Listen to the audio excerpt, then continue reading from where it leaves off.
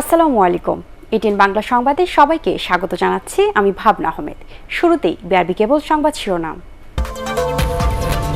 দেশে একদিনে করোনার রেকর্ড 11,525 জন শনাক্ত, মৃত্যু 163 জনের।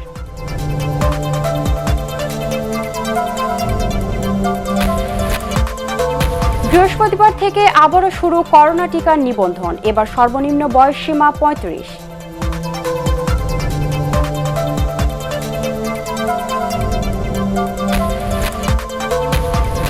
এ মাসে দেশে আসবে রাশিয়ার স্পুটনিক এবং আগস্টের শুরুতে 10 লাখ অ্যাস্ট্রাজেনেকার টিকা।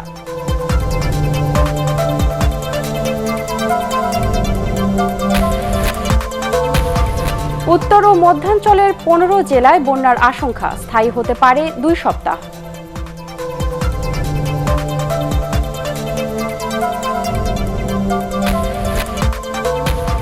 এবং পেরুতে হারিয়ে কোপা আমেরিকার ফাইনালে ব্রাজিল, আর্জেন্টিনা, কলম্বিয়া সেমিকাল।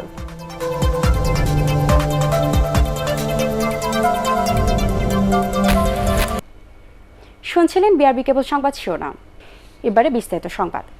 করোনা ভাইরাসে দেশে 24 ঘন্টায় রেকর্ড 11,525 জন আক্রান্ত হয়েছে, মারা গেছেন 163 জন। শনাক্তের হার 31.46। বিশেষজ্ঞরা মনে করেন সারা দেশে ছড়িয়ে পড়া করোনা শুধুমাত্র লকডাউন দিয়ে নিয়ন্ত্রণ করা যাবে না, এর জন্য সাধারণ মানুষকে স্বাস্থ্যবিধি মানতে বাধ্য করতে হবে। ফজর রাব্বির রিপোর্ট। একদিনের ব্যবধানে আবারও করোনায় আক্রান্তের রেকর্ড দেখল দেশ।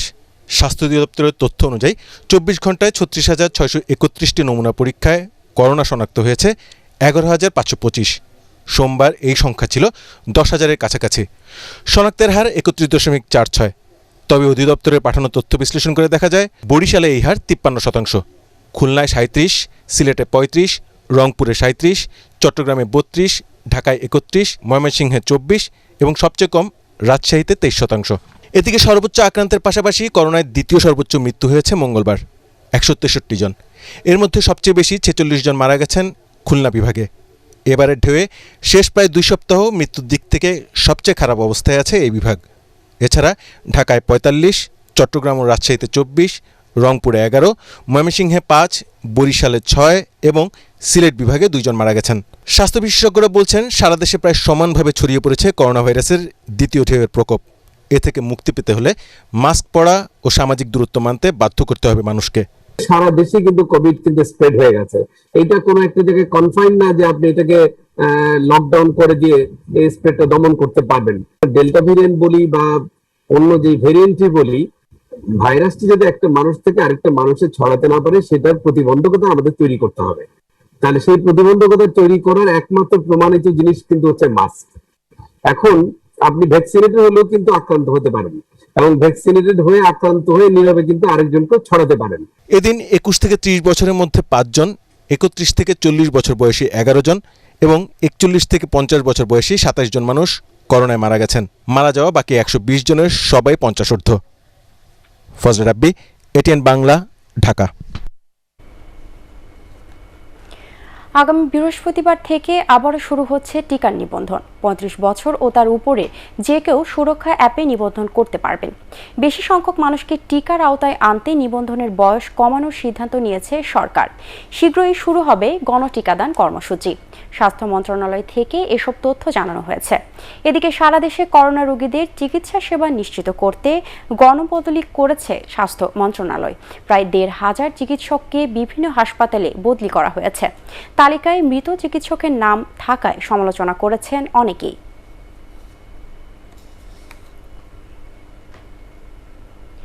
আগস্টের শুরুতে কোভ্যাক্সের মাধ্যমে 10 লাখ ডোজ অক্সফোর্ড অ্যাস্ট্রাজেনেকা টিকা পাওয়া যাবে বলে জানিয়েছেন স্বাস্থ্যমন্ত্রী জাহিদ মালেক।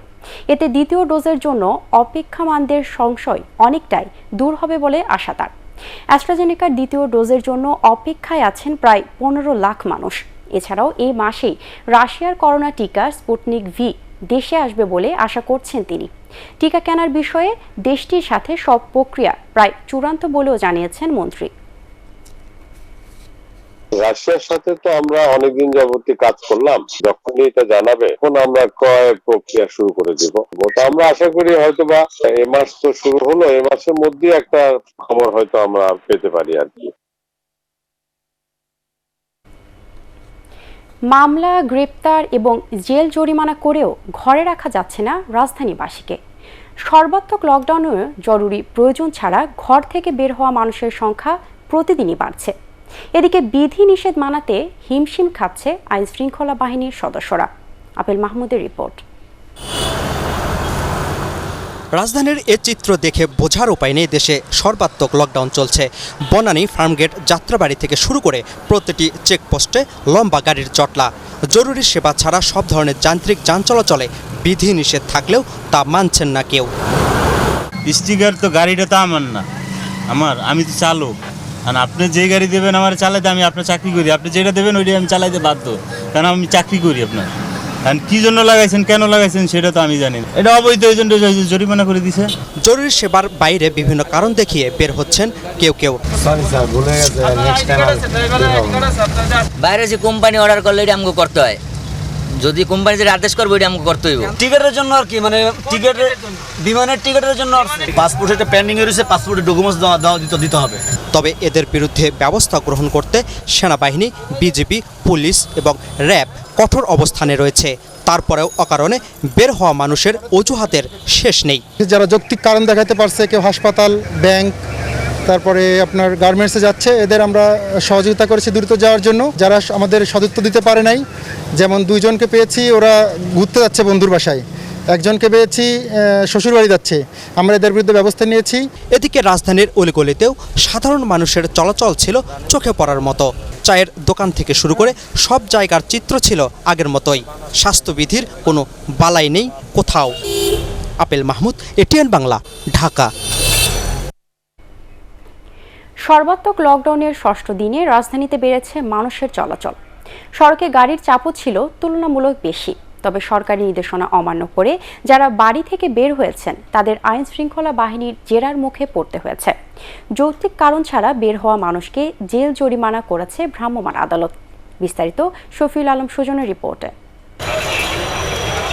সর্বাত্মক লকডাউনের 6ষ্ঠ দিনেও বিধিনিষেধ কার্যকর করতে রাজধানীর বিভিন্ন অলিগলি, সড়ক ও মহাসড়কে ছিল আইন শৃঙ্খলা বাহিনীর কঠোর অবস্থান।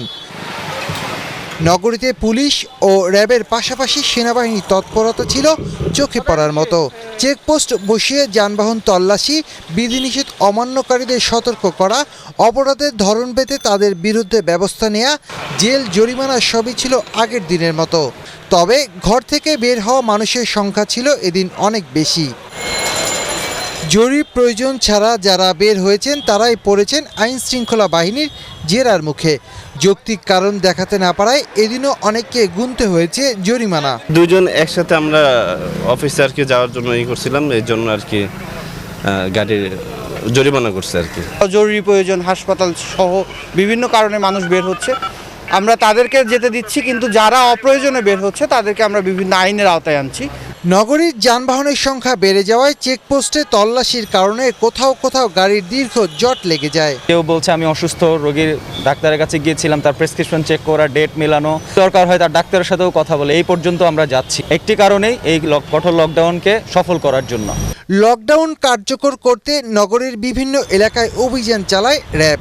বিধিনিষেধ অমান্যকারীদের জেল জরিমানা করে র্যাবের ভ্রাম্যমাণ আদালত। আননেসেসারিলি যারা বের হচ্ছেন, যারা গাইডলাইন মানছেন না, তাদের কিন্তু আপনারা দেখেছেন আইনের আওতায় নিয়ে এসেছি, এবং শুধু জরিমানা না, আমরা কিন্তু কঠোর আরও আইনানুগ ব্যবস্থা গ্রহণ করব। সরকারি বিধিনিষেধ উপেক্ষা করে কোনো কারণ ছাড়াই গাড়ি নিয়ে বের হওয়ায় এদিন অনেককে মামলা ও জরিমানার মুখে পড়তে হয়। শফিউল আলম সুজন, এটিএন বাংলা, ঢাকা। দর্শক, এই মুহূর্তে রাজধানীর মহাখালীতে আছেন আমাদের সহকর্মী শফিকুল ইসলাম শামীম। আমরা সরাসরি চলে যাচ্ছি তার কাছে। শামীম, নগরীর সার্বিক পরিস্থিতি কেমন দেখছেন?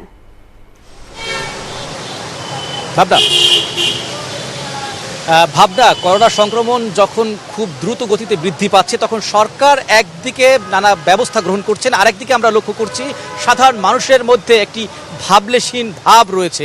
তারা কিন্তু এই সন্ধ্যার পরেও আমরা বিভিন্ন জায়গায় দেখেছি যে তারা বের হয়েছেন। এবং আপনারা জানেন যে সকালে যেহেতু ব্যাংক, বিমা সহ আর্থিক প্রতিষ্ঠান খোলা থাকে, সেখানে অফিস স্টাফ থেকে শুরু করে গ্রাহকদের একটি আনাগোনা থাকে, যাতায়াতের ব্যাপার থাকে, কিন্তু সন্ধ্যার পরেও কিন্তু আমরা ব্যক্তিগত যে গাড়ির সংখ্যা সেটি অনেকটাই বেশি লক্ষ্য করেছি। পাশাপাশি রিকশার চলাচলও আমরা দেখতে পেয়েছি।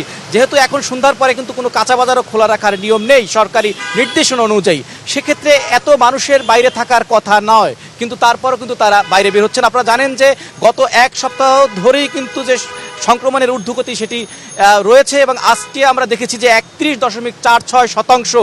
এটাই কিন্তু সরকারি হিসেব অনুযায়ী, যেহেতু যারা নিবন্ধিত হয়ে করোনার নমুনা পরীক্ষা করছেন তাদের মধ্য থেকে এই হার শনাক্ত হয়েছে। এর বাইরেও কিন্তু বড় একটি অংশ রয়েছে যারা নমুনা পরীক্ষা করাননি। সুতরাং আমাদের কিন্তু উদ্বেগের জায়গাটা সেখানে যে নগরীতে কিন্তু অনেক মানুষ এখনও করোনার পরীক্ষা করাননি। তো সেক্ষেত্রে মানুষের মধ্যে যদি এখনও সচেতনতার অভাব থাকে, শুধু সরকারি পদক্ষেপ, আইনশৃঙ্খলা রক্ষাকারী বাহিনীর নানা ধরনের কার্যক্রম আর গণমাধ্যমের প্রচারণায় দিয়ে শুধু কিন্তু এটি নিয়ন্ত্রণ করা সম্ভব হবে না। এক্ষেত্রে সাধারণ মানুষকে যে আরও সচেতন হতে হবে এটার উপরেই কিন্তু বারবার জোর দিচ্ছেন বিশেষজ্ঞরা। তাই আমরা একটি বিষয় লক্ষ্য করেছি যে এখনও কিন্তু মানুষের মধ্যে এই স্বাস্থ্যবিধি না মানার যে অনীহা সেটি রয়ে গেছে, এবং সড়কে এই সন্ধ্যার পরেও কিন্তু যান চলাচল অনেকটাই বেশি রয়েছে। তো সব মিলিয়ে বলা চলে যে এই করোনা সংক্রমণের ঊর্ধ্বগতি যদি এখন আমরা সাধারণ মানুষ সচেতন না হই তাহলে নিয়ন্ত্রণ করা কঠিন হয়ে পড়বে বলে বারবার মনে করছেন বিশেষজ্ঞরা। তাই সবাইকে সচেতন হওয়ার জন্য তারা আহ্বান জানিয়েছেন স্বাস্থ্য অধিদপ্তর থেকে শুরু করে সংশ্লিষ্ট দপ্তরগুলো। তো এই ছিল আমার কাছে এখানকার সবশেষ পরিস্থিতি। ভাবনা। শামীম, আপনাকে ধন্যবাদ। এক সপ্তাহে রাজধানীর হাসপাতালগুলোতে অক্সিজেনের চাহিদা বেড়েছে দ্বিগুণ। তবে রোগীর চাপ বাড়তে থাকলে শীঘ্রই ঢাকাতেও অক্সিজেনের সংকটের আশঙ্কা করছেন চিকিৎসকরা। এজন্য অক্সিজেনের উৎপাদন ও আমদানি বাড়ানোর পাশাপাশি সুষ্ঠু সরবরাহের ও বিতরণের তাগিদ দেন তারা। ইকরামুল হক সাইমের রিপোর্ট। হেফজু মিয়া রাজধানীর বঙ্গবন্ধু মেডিকেলে এসেছেন ব্রাহ্মণবাড়িয়া থেকে। তীব্র শ্বাসকষ্টের কারণে সারাক্ষণ বয়ে বেড়াচ্ছেন অক্সিজেন সিলিন্ডার। তার চেয়ে জটিল অবস্থা নিয়ে হাসপাতালে আসছেন অনেকে, যাদেরকে সারাক্ষণ দিতে হচ্ছে অক্সিজেন। কোভিডে তো বিশেষ করে রোগীদের লাং ইনফেকশনটা যখন হয়ে যায় তখন তো তাদের অক্সিজেনের ডিমান্ডটা তৈরি হয় শরীরে, তাদের শ্বাসকষ্ট তৈরি হয়। যখন দোকানে উঠি লড়াচড়া করি তখন শ্বাসকষ্ট বাড়লে অক্সিজেন দিলে শান্তি লাগে। দেশের শীর্ষ হাসপাতালে গত এক সপ্তাহে অক্সিজেনের চাহিদা বেড়েছে দ্বিগুণের বেশি। একই অবস্থা রাজধানীর অন্য হাসপাতালগুলোতেও। আমাদের কেবিন, আইসিইউ এবং সাধারণ বেড সম্পূর্ণ পরিপূর্ণ, যার ফলে হচ্ছে কি যত হাই ফ্লো অক্সিজেন ক্যানুলা ব্যবহার করা হয় করোনার কারণে তত বেশি অক্সিজেনের ডিমান্ড বেড়ে যায়। ফিমেল বেড পুরোটাই ভর্তি হয়ে গেছে, আইসোলেশন সবগুলো, কোনো বেড খালি নাই। এইখানে যে পরিমাণ অক্সিজেন লাগে এটা আমাদের সেন্ট্রাল সাপ্লাই আর সোর্সটা বললাম ম্যানিফোল্ড লিকুইড অক্সিজেন প্ল্যান্ট দিয়ে আমরা কভার করতে পারি। এরই মধ্যে হাসপাতালে অক্সিজেনের অভাবে করোনা রোগীর মৃত্যুর অভিযোগ উঠেছে সাতক্ষীরা ও বগুড়ায়। সংক্রমণ বাড়ায় সংকটের শঙ্কা আছে ঢাকায়ও। করোনা সংক্রমণের আগে দেশে স্বাস্থ্য খাতে অক্সিজেনের প্রয়োজন ছিল 100 থেকে 120 টন, আর বর্তমানে এই চাহিদা দাঁড়িয়েছে 200 থেকে 220 টন। দ্বিগুণের চাহিদা মেটাতে চাপে পড়তে হচ্ছে হাসপাতালগুলোকে। বিশেষজ্ঞরা বলছেন অক্সিজেনের যোগান বাড়াতে জরুরি ব্যবস্থা নেওয়া প্রয়োজন। বিতরণ ব্যবস্থাতেও পরিবর্তন আনার পরামর্শ তাদের। Oxygen delivery system, oxygen availability এবং রোগী ম্যানেজমেন্টের সক্ষমতা অনেক বেড়েছে। তারপরেও যদি আমরা সংক্রমণ না কমাতে পারি কখনো কখনো আমাদের এই ম্যানেজমেন্টও চ্যালেঞ্জের মুখে পড়ে যেতে পারে। অক্সিজেন সিলিন্ডার বাড়ানো, সেখানে হাই ফ্লো অক্সিজেন ক্যানুলার সাথে সিপ্যাপ বাইপ্যাপ আর একটা পদ্ধতি আছে, মাত্র 10 লিটার দিয়েই অক্সিজেনের সাপ্লাই দেওয়া যায়, কিন্তু 60 লিটার লাগে হলো হাই ফ্লো অক্সিজেনে, সেটা আমরা সিপ্যাপ বাইপ্যাপে নিয়ে যেতে পারি। দ্বিতীয় আরেকটা হলো যে ট্রেনিং প্রাপ্ত চিকিৎসক নার্স সরবরাহ করতে পারি। দেশে যে পরিমাণ অক্সিজেন উৎপাদিত হচ্ছে তাদের বিদ্যমান চাহিদা পূরণ করা সম্ভব, কিন্তু সমস্যা হচ্ছে উৎপাদিত অক্সিজেনকে সঠিকভাবে সরবরাহ এবং বিতরণ ব্যবস্থা। তবে এখনও দেশে অক্সিজেনের সংকট তৈরি হয়নি বলে দাবি সরকারের। ইকরামুল হক সায়েম, এটিএন বাংলা, ঢাকা। আড়াই মাস পর বেনাপোল স্থলবন্দর দিয়ে ভারত থেকে অক্সিজেন আমদানি শুরু করেছে বাংলাদেশ। এ পর্যন্ত 190 মেট্রিক টন অক্সিজেন আমদানি করেছে লিন্ডে বাংলাদেশ নামে একটি প্রতিষ্ঠান। স্থলবন্দরের কর্মকর্তারা জানান, করোনার ভয়াবহ পরিস্থিতিতে ভারতে অক্সিজেন সংকট শুরু হওয়ায় গত 22 এপ্রিল থেকে বাংলাদেশে অক্সিজেন রপ্তানি বন্ধ করে দেয় ভারত। বর্তমানে সেখানে চাহিদা কমে যাওয়ায় আবার বাংলাদেশে অক্সিজেন রপ্তানিতে রাজি হয় দেশটি। দেশের উত্তর ও মধ্যাঞ্চলের 15 জেলা বন্যা কবলিত হওয়ার আশঙ্কা করছে বন্যা পূর্বাভাস ও সতর্কীকরণ কেন্দ্র। সংস্থাটি বলেছে আকস্মিক এ বন্যা 1 থেকে 2 সপ্তাহের বেশি স্থায়ী হবে না। রিপোর্ট করছেন হুমায়ুন চিস্তি। করোনা সংক্রমণ ঠেকাতে সারা দেশে চলমান সর্বাত্মক লকডাউনের মধ্যেই দেশের উত্তরাঞ্চলে বেশ কয়েক জেলায় শুরু হয়েছে আকস্মিক বন্যা। কুড়িগ্রামের 40 কিলোমিটার এলাকাব্যাপী প্রবাহিত তিস্তার পানি বাড়ার সাথে সাথে ভাঙনে বিপর্যস্ত নদী পাড়ের মানুষ। ধরলা, তিস্তা ও ব্রহ্মপুত্রের অন্তত 50টি চর ও নদী অববাহিকার নিম্নাঞ্চল প্লাবিত হয়েছে। ভোগাই নদীর প্রবল স্রোতে শেরপুরের নকলা উপজেলার উরফা ইউনিয়নের পিছলাকুড়ি তারাকান্দা পাকা সড়ক সহ বাঁধটি ভাঙনের মুখে পড়েছে। ওই সড়কের 100 মিটার ইতোমধ্যেই বিধ্বস্ত হয়েছে। এসব এলাকার পাট, ভুট্টা ও আউশ ধানের বীজতলা তলিয়ে গেছে। কতদিন ধরে ভাঙি গেছে এই রাস্তাতে আমরা চলাফেরা করা হয় না। একবার ভাঙছেন, কিছু ঠিক করছে, এই বছর হারিয়ে ভেঙে গেছে। সিরাজগঞ্জে যমুনা নদীর পানি বৃদ্ধি অব্যাহত রয়েছে। গত 24 ঘন্টায় সিরাজগঞ্জ শহররক্ষা বাঁধ পয়েন্টে 21 সেন্টিমিটার বৃদ্ধি পেয়ে বিপদসীমার মাত্র 91 সেন্টিমিটার নিচ দিয়ে প্রবাহিত হচ্ছে। প্লাবিত হয়েছে চরাঞ্চল ও নদী তীরবর্তী এলাকার নিম্নাঞ্চল। এদিকে পানি বাড়ার ফলে জেলার সদর, কাজীপুর, চৌহালি ও শাহজাদপুরের বেশ কিছু এলাকায় ভাঙন অব্যাহত রয়েছে। ব্রাহ্মণবাড়িয়ায় গত 24 ঘন্টায় মেঘনা ও তিতাস নদীর পানি বেড়েছে অন্তত 10 সেন্টিমিটার। এখনও সালদা নদীর পানি বিপদসীমার উপর দিয়ে প্রবাহিত হচ্ছে। পানিবন্দী মানুষের দুর্ভোগ এখনও অব্যাহত রয়েছে। বন্যা পূর্বাভাস ও সতর্কীকরণ কেন্দ্র জানিয়েছে, মেঘনা, ব্রহ্মপুত্র ও পদ্মার পানি একসাথে বাড়তে থাকায় আগামী সপ্তাহে দেশের উত্তর ও মধ্যাঞ্চলের জেলাগুলোতে স্বল্প বা মধ্যমেয়াদী বন্যা হতে পারে। আগামী 4-5 দিনের মধ্যে ব্রহ্মপুত্র, যমুনার কোনো কোনো পয়েন্টে পানির বিপদসীমা অতিক্রমের সম্ভাবনা আছে। 1 সপ্তাহের মধ্যে দেশের উত্তরাঞ্চল, উত্তর মধ্যাঞ্চল এবং মধ্যাঞ্চলের যে জেলাগুলো রয়েছে এই জেলাগুলোতে আমরা একটা বন্যার আশঙ্কা করছি। 15টি জেলা এই মুহূর্তে বন্যার জন্য বেশি ঝুঁকিপূর্ণ। বন্যাটি 7 দিন থেকে 10 দিন বা সর্বোচ্চ 2 সপ্তাহ অবস্থান করতে পারে। এদিকে রংপুরে তিস্তার পানি কমে যাওয়ায় বন্যা পরিস্থিতির সামান্য উন্নতি হয়েছে। তবে পানি কমলেও বিভিন্ন এলাকায় দেখা দিয়েছে নদী ভাঙন। কোলকান্দ ইউনিয়নের বিনবিনার চরে একটি বাঁধ ইতোমধ্যেই নদীতে বিলীন হয়ে গেছে। এখনও কয়েকশো পরিবার পানিবন্দী। দেখা দিয়েছে খাদ্য ও বিশুদ্ধ পানির সংকট। হুমায়ুন চিস্তি, এটিএন বাংলা। আসন্ন ঈদে সরকার প্রায় 1 কোটি পরিবারকে খাদ্য সহায়তা দেবে বলে জানিয়েছেন আওয়ামী লীগ সাধারণ সম্পাদক ওবায়দুল কাদের। প্রতিদিন করোনা সংক্রমণ ও মৃত্যুহার বাড়ছে উল্লেখ করে জনগণের স্বাস্থ্য সুরক্ষা ও ঝুঁকি মোকাবেলায় সরকার সব ধরনের ব্যবস্থা নিয়েছে বলেও জানান তিনি। রাজধানীতে নিজ বাসায় ব্রিফিংয়ে ওবায়দুল কাদের আরও বলেন, দেশের যেসব এলাকায় বন্যার আশঙ্কা তৈরি হচ্ছে সেখানেও জনভোগান্তি কমাতে ব্যবস্থা নেওয়া হচ্ছে।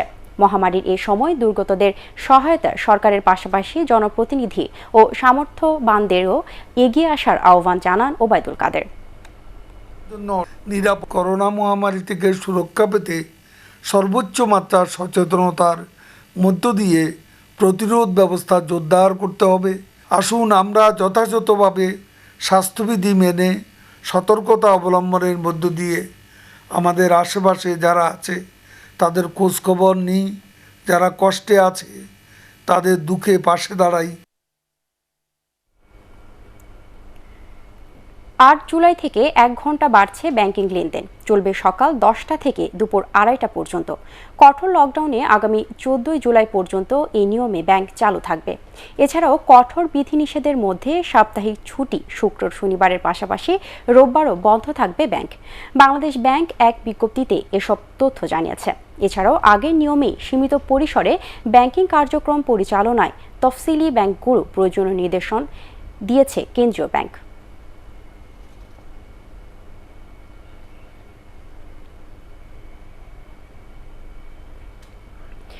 আশ্রয়ন প্রকল্পে অনিয়মের অভিযোগে প্রশাসন ক্যাডারের 5 কর্মকর্তাকে ওএসডি করা হয়েছে।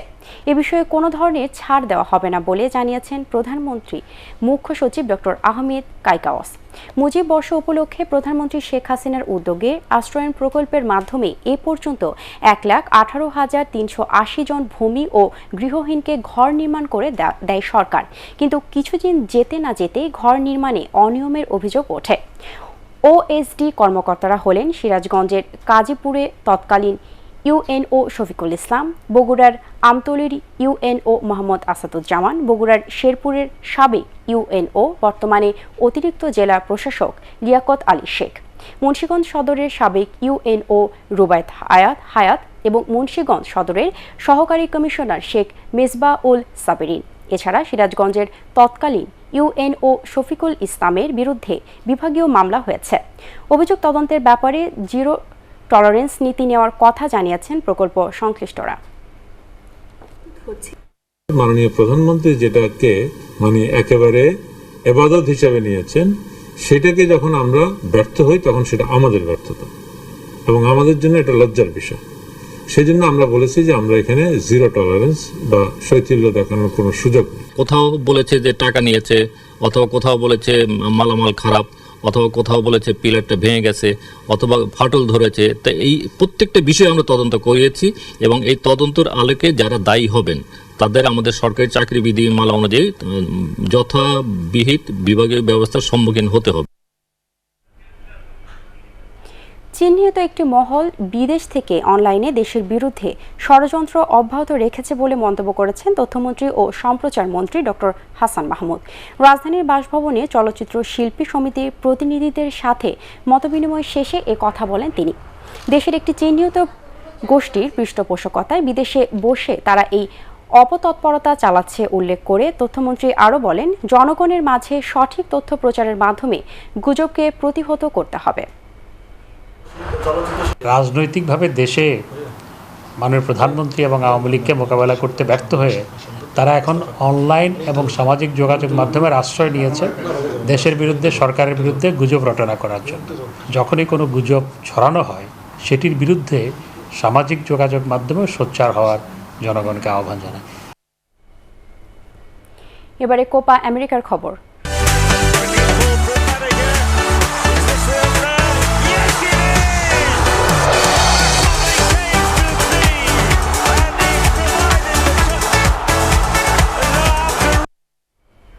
পেরুতে 1-0 গোলে হারিয়ে কোপা আমেরিকার ফাইনালে উঠেছে ব্রাজিল।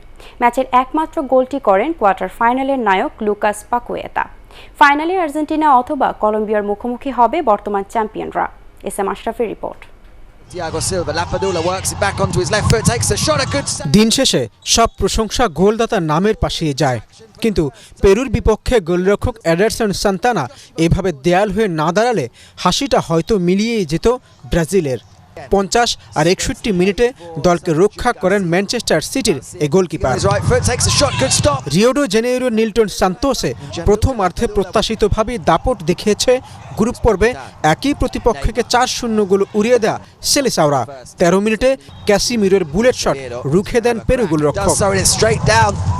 6 মিনিট পর ব্রাজিলের নিশ্চিত গোল ফিরিয়ে ত্রাতার ভূমিকায় আবারও আবির্ভূত হন পেদ্রো গ্যালেসে। নেইমারের পর রিচার্লিসনকেও হতাশ করেন তিনি, কিন্তু 35 মিনিটে নেইমার ম্যাজিকের কোনো জবাব খুঁজে পায়নি পেরুর রক্ষণদুর্গ। 3 ডিফেন্ডারকে বোকা বানিয়ে পাতে তুলে দেওয়া বলকে জালে পাঠান লিওর স্ট্রাইকার পাকুয়েতা। দ্বিতীয়ার্ধে লাতিন ফুটবলের ক্যারিশমা দেখানোর চেয়ে লিড ধরে রাখাতেই মনোযোগ দেয় 5 বারের বিশ্ব চ্যাম্পিয়নরা। তাতে হয়তো কিছুটা হতাশ হতে হয়েছে ফুটবল প্রেমীদের, কিন্তু দিন শেষে জয়টাই মুখ্য। তিতের দল তা মাথায় নিয়েই টানা দ্বিতীয়বার ফাইনালে। S M Ashraf, ATN Bangla. Copa আমেরিকার সেমিফাইনালে কাল কলম্বিয়ার মুখোমুখি হবে আর্জেন্টিনা। দু দলের সবশেষ সাক্ষাতে বিশ্বকাপ বাছাই পর্বের ম্যাচে এগিয়ে গিয়েও শেষ পর্যন্ত জিততে পারেনি লিওনেল স্ক্যালোনির দল। এ ম্যাচে তাই রক্ষণ দুর্গের দিকে আলাদা নজর থাকবে তাদের। কোয়ার্টার ফাইনালে উরুগুয়েকে হারানো কলম্বিয়ার মিশন তৃতীয়বার ফাইনালে জায়গা করে নেওয়া। ব্রাসিলিয়ার মানে গ্যারিঞ্জিয়ায় সকাল 7টায় মুখোমুখি হবে দুদল। পরাগারমানের রিপোর্ট। সম্প্রতি দারুণ ফর্মে আছে লিওনেল মেসির দল আর্জেন্টিনা। গত 2 বছর ধরে টানা 18 ম্যাচে অপরাজিত আলবিসেলেস্তেরা। আর কোপা আমেরিকা ফুটবলের ফাইনালে ওঠার মিশনে কলম্বিয়ার বিপক্ষে ফেভারিট হিসেবেই মাঠে নামবে 14 বারের চ্যাম্পিয়নরা। 40 বারের মুখোমুখি লড়াইয়ে আর্জেন্টিনা জিতেছে 23 বার, আর কলম্বিয়ার জয় 9টিতে, বাকি 8টি ম্যাচ ড্র হয়েছে। এ ম্যাচে সবার নজর থাকবে আর্জেন্টাইন অধিনায়ক লিওনেল মেসির দিকে। চলতি কোপায় এখনও পর্যন্ত 4 গোল করে সবার উপরে এই খুদে জাদুকর। সেমির এই ম্যাচটি মেসির আন্তর্জাতিক ক্যারিয়ারের 150তম। তবে ব্যক্তিগত মাইলফলকের চেয়ে দলের অর্জনটাই মুখ্য। সেটা হলে 28 বছর পর শিরোপা খরা কাটিয়ে ওঠার সম্ভাবনা তৈরি হবে আর্জেন্টিনার। এদিকে 2001 সালে কোপার ফাইনাল খেলেছিল কলম্বিয়া। সেবার তারা ট্রফিও জিতেছিল। সেই ঘটনার পুনরাবৃত্তি ঘটাতে আর্জেন্টিনাকে হারাতেই মাঠে নামবে ডেভিড ওসপিনার দল। উরুগুয়েকে টাই ব্রেকারে হারিয়ে শেষ 4-এ আসে কলম্বিয়া। এই ম্যাচে মেসিদের হারাতে পারলেই 20 বছর পর শিরোপা জয়ের সম্ভাবনা উজ্জ্বল হবে কলম্বিয়ার। পরাগ আরমান, এটিএন বাংলা। সরকারের অপরিকল্পিত লকডাউনে একদিকে বাড়ছে সংক্রমণ ও মৃত্যু, অন্যদিকে কর্মহীন দরিদ্র মানুষ মানবেতর জীবনযাপন করছে বলে অভিযোগ করেছে বিএনপি। নয়াপল্টন কেন্দ্রীয় কার্যালয়ে সংবাদ সম্মেলনে দলের সাংগঠনিক সম্পাদক সৈয়দ ইমরান সালে প্রিন্স এ কথা বলেন। 2020 সালের মার্চ মাস থেকে এ পর্যন্ত যে কয়বার বরাদ্দ দেওয়া হয়েছে বলে আমরা গণমাধ্যমে দেখেছি, তা বিশ্লেষণ করে দেখা যায় তা কোনো সময় মাথাপিছু 11 পয়সা, কোনো সময় 14 গ্রাম চাল। বর্তমানেও লকডাউনে যে বরাদ্দের কথা বলা হয়েছে, হিসাব করে দেখা যাচ্ছে মাথাপিছু 13 টাকারও কম সেই বরাদ্দ। এখন বলা হচ্ছে ঈদের আগে 10 কেজি করে চাল দেওয়া হবে। তাহলে ঈদের আগ পর্যন্ত এই লকডাউনের 20 দিনে মানুষ কি খেয়ে বাঁচবে? করোনা মোকাবেলায় বাংলাদেশ সেনাবাহিনী সবসময় জনগণের পাশে থাকবে এবং প্রশাসন ও আইনশৃঙ্খলা বাহিনীর সাথে সম্মিলিতভাবে কাজ করে যাবে বলে জানিয়েছেন সেনাপ্রধান জেনারেল SM শফিউদ্দিন আহমেদ। দেশব্যাপী সর্বাত্মক লকডাউন চলাকালে ময়মনসিংহে সেনাবাহিনীর টহল কার্যক্রম পরিদর্শনকালে তিনি একথা জানান। পরে বিভাগীয় কমিশনার, রেঞ্জ DIG, জেলা প্রশাসক, পুলিশ সুপার ও র্যাবের অধিনায়কের সাথে মতবিনিময় করেন সেনাপ্রধান। এ সময় আর্ট ডকের lieutenant general SM Motiur Rahman, Ghatail সেনা নিবাসের GOC major general Syed Tarek Hossain ও Mymensingh station commander brigadier general Mahbubur Rahman উপস্থিত ছিলেন। এবারে আল আরাফা ইসলামী ব্যাংক অর্থ সংবাদ।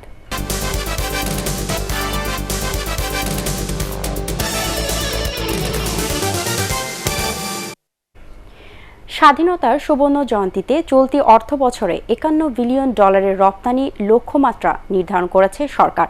করোনা মহামারীর মধ্যেও এই লক্ষ্যমাত্রা অর্জন সম্ভব হবে বলে মনে করেন বাণিজ্যমন্ত্রী টিপু মুনশি। তবে ব্যবসায়ীরা বলছেন, রপ্তানি বাণিজ্যে এখনও সবচেয়ে বড় বাধা কাস্টমস, বন্দর ও জাতীয় রাজস্ব বোর্ডের হয়রানি। ভার্চুয়ালি 2021-22 সালের রপ্তানি লক্ষ্যমাত্রা প্রকাশ অনুষ্ঠানে এসব তথ্য জানানো হয়। শারফুল আলমের রিপোর্ট। দেশের রপ্তানির 84% আসে তৈরি পোশাক শিল্প থেকে। গত অর্থ বছরে এ খাতের রপ্তানি লক্ষ্যমাত্রা নির্ধারণ করা হয়েছিল প্রায় $34 বিলিয়ন। 7 ভাগ কমে বছর শেষে রপ্তানি আয় হয়েছে $31 বিলিয়ন বেশি। সেবা ও পণ্য রপ্তানি মিলে গত অর্থ বছরে মোট রপ্তানি আয় হয়েছে $45 বিলিয়ন কিছু বেশি। 12 ভাগ প্রবৃদ্ধি ধরে এবার রেকর্ড নতুন লক্ষ্যমাত্রা নির্ধারণ করে রপ্তানি উন্নয়ন ব্যুরো। 2021-22 অর্থ বছরের জন্য এই যাবৎকালে সর্বোচ্চ $51 বিলিয়ন রপ্তানি লক্ষ্যমাত্রা অর্জনে সংশ্লিষ্ট ব্যবসায়ী, সরকারি উদ্যোক্তা এবং সরকারি কর্তৃপক্ষের সহযোগিতা কামনা করছি। পণ্য রপ্তানিতে বড় প্রতিবন্ধকতা বন্দর ও কাস্টমস জটিলতা। ব্যবসায়ী নেতারা আবারও এসব অভিযোগ জানিয়ে বলেন, আমদানি রপ্তানিতে রাজস্ব কর্মকর্তাদের আরও আন্তরিকতা বাড়াতে হবে। রপ্তানি পণ্যে সরকারের দেয়া প্রণোদনা প্যাকেজের ঋণ ফেরতের সময়সীমা বাড়ানোর দাবিও তাদের। এইচএস কোড অথবা কাপড় টেস্টিংয়ে পাঠাবো অথবা কেমিক্যাল টেস্টিংয়ে পাঠাবো, এই বিভিন্ন রকমের অজুহাত দেখিয়ে তারা বিভিন্নভাবে হয়রানি করছে। শুল্কমুক্ত পণ্য সুবিধা বাড়াতে প্রতিবেশী শ্রীলঙ্কা, নেপাল, ভুটান সহ 10টি দেশের সাথে আলোচনা চলছে বলে জানান বাণিজ্যমন্ত্রী। রপ্তানি আয় বাড়াতে চামড়া, হালকা প্রকৌশল শিল্প সহ সরকার কৃষি ও সেবা খাতে বিশেষ সুবিধা দিচ্ছে বলে অনুষ্ঠানে জানানো হয়। আমরা মনে করি যে এটা তো শারফুল আলম, এটিএন বাংলা, ঢাকা। এবারে আন্তর্জাতিক সংবাদ।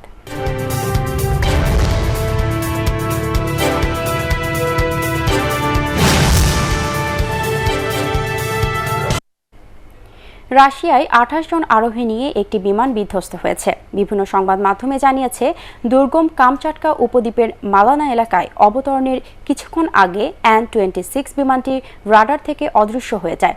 পরে বিমানবন্দর থেকে প্রায় 9 কিলোমিটার দূরে এর ধ্বংসাবশেষের সন্ধান মেলে। ধারণা করা হচ্ছে আরোহীদের কেউ আর বেঁচে নেই। এক বিবৃতিতে কামচাটকার গভর্নর জানিয়েছেন, সমুদ্র ও সৈকতে ছড়িয়ে ছিটিয়ে রয়েছে বিমানের ধ্বংসাবশেষ। আরোহীদের মধ্যে ছিলেন শিশুসহ 22 যাত্রী এবং 6 জন পাইলট ও ক্রু। এবারে থাকছে ইস্পাহানি শেয়ার বাজার সংবাদ।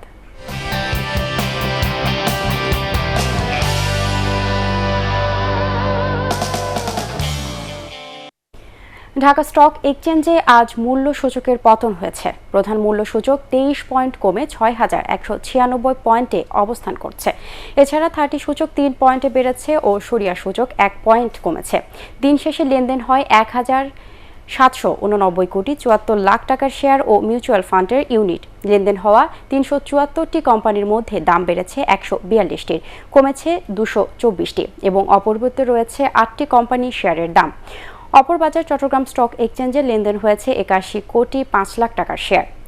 হাতবদল হওয়া 312টি কোম্পানির মধ্যে দর বেড়েছে 134টি, কমেছে 166টির এবং অপরিবর্তিত রয়েছে 12টি কোম্পানির শেয়ার। এবারে থাকছে পার্টেক্স খেলার খবর।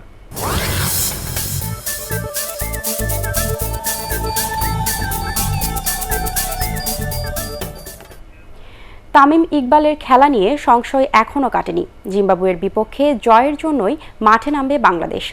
অনলাইনে আনুষ্ঠানিক সংবাদ সম্মেলনে এমনটাই জানান টাইগার অধিনায়ক মুমিনুল হক। এদিকে জিম্বাবুয়ের উইকেট কিপার ব্র্যান্ডন টেলর মনে করেন, বাংলাদেশের বিপক্ষে খেলা বরাবরই চ্যালেঞ্জিং।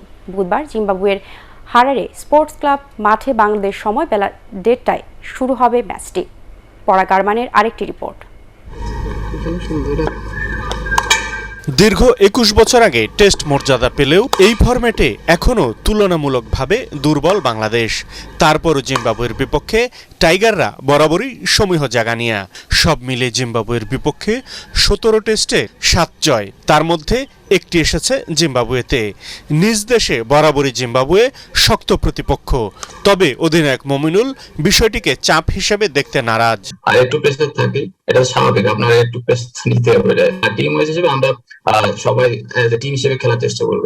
ইনজুরির কারণে টেস্টে বাংলাদেশের হয়ে সবচেয়ে বেশি রান করা উদ্বোধনী ব্যাটসম্যান তামিম ইকবালকে দলে পাওয়া নিয়ে রয়েছে সংশয়, তবে আশাবাদী মুমিনুল। তামিম ভাই বাংলাদেশের কত ইম্পর্টেন্ট প্লেয়ার, বিশেষ করে আমার জন্য উনি খুব একটা ব্যাটার প্লেয়ার, আপনাদের জন্য কেমন হবে যায় না। তো এই কারণে আমার জিনিসটা একটু সময় নিয়ে একটু দেখতে হবে, এই কারণে আমি ওয়েট করছি।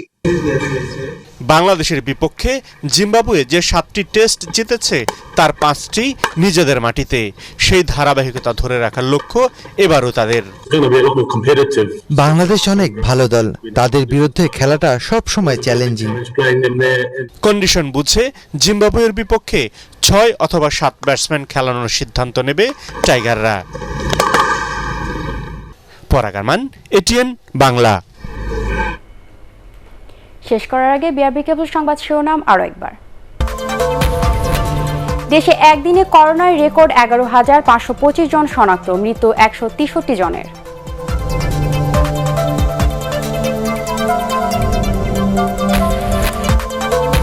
বৃহস্পতিবার থেকে আবারও শুরু করোনা টিকা নিবন্ধন, এবার সর্বনিম্ন বয়স সীমা 35।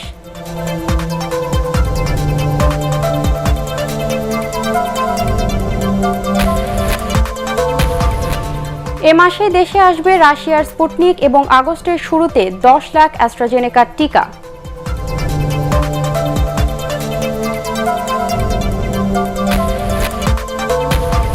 উত্তর ও মধ্যাঞ্চলের 15 জেলায় বন্যার আশঙ্কা, স্থায়ী হতে পারে 2 সপ্তাহ।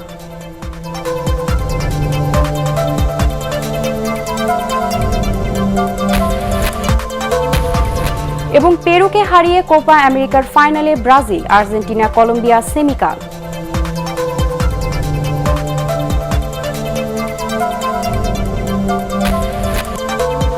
পরবর্তী সংবাদ দেখার আমন্ত্রণ জানিয়ে এখনকার মতো শেষ করছি। করোনা ভাইরাস থেকে নিজেকে সুরক্ষিত রাখতে মাস্ক পরুন এবং বারবার হাত পরিষ্কার করুন। এছাড়া এটিএন বাংলা সংবাদ ইউটিউবে দেখতে ব্রাউজ করুন, youtube/ATN বাংলা নিউজ। ধন্যবাদ সবাইকে।